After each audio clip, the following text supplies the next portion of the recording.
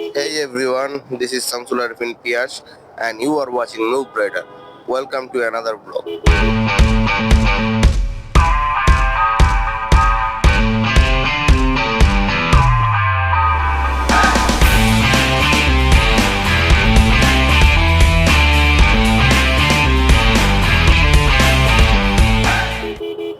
আমাদের অনেকের ধারণা যদি বাইক না চালানো হয় তাহলে বাইকের টায়ার নষ্ট হয় না এবং বাইকের টায়ার একদম নতুনের মতোই থাকে।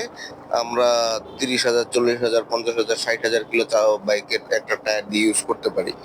কিন্তু নতুন বাইক কিছুদিন যদি আপনি ফেলে রাখেন তাহলে বাইকের টায়ার বাতিল হয়ে যেতে পারে। আমি আজকে একটা প্র্যাকটিক্যাল উদাহরণ দিয়ে আসলে বিষয়টা আপনাদের সাথে শেয়ার করার চেষ্টা করব।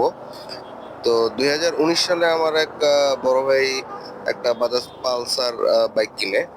উনি বাইকটা কেনার পরে আসলে বাইকটা তেমন ভাবে ব্যবহার করতো না, বাসার পার্কিং অধিকাংশ সময় ফালায় রাখতো। দেখা গেছে 2023 থেকে উনি যখন নিয়মিত জবে ঢুকে, তো ওই টাইম থেকে আসলে ওনার বাইকটা নিয়মিত ব্যবহার করা শুরু হয়। কিন্তু ব্যবহার করার পর ওনার একটা সমস্যা দেখা দেয়। সমস্যাটা হলো যে বাইকটা যখন 70 কিলোমিটার প্লাস গতি অতিক্রম করে, তখন ওনার হ্যান্ডেল প্রচুর কাঁপাকাঁপি করে। তো সোজা এমন ভাবে কাঁপে যে আপনার বাইকটা সোজাভাবে ধরে রাখা সম্ভব হয় না। তো পরবর্তীতে অনেক জায়গায় বাইকটা চেক করায়, কেউ বলে বল রেসারের সমস্যা, কেউ বলে হ্যান্ডেল বাঁকা হয়ে গেছে, কেউ বলছে রিম টাল হয়ে গেছে, এরকম আরো অনেক কিছু। তো শেষ পর্যন্ত যে এই জিনিসটা আসলে পাওয়া যায় যে ওনার বাইকের টায়ারের টেম্পার চলে গেছে এবং যার কারণে বাইকটা জোরে টান দিলে আর কন্ট্রোল রাখা সম্ভব হয় না, কারণ ওনার টায়ারটা বেঁকে যায়। অথচ এত বছরে উনি বাইকটা সর্বোচ্চ বেশি হলে 5,000 কিলোমিটার চালাইছে। তো এই বাইকটা মানে 5,000 কিলোমিটার চালানোর পরও, যেহেতু 3-4 বছর আপনার বাইকটা ফেলে রাখা হয়েছে, টায়ারের বিট থেকে শুরু করে টায়ারের প্রতিটা জিনিস একদম নতুনের মতো থাকার পরও আসলে টায়ারটা নষ্ট হয়ে গেছে।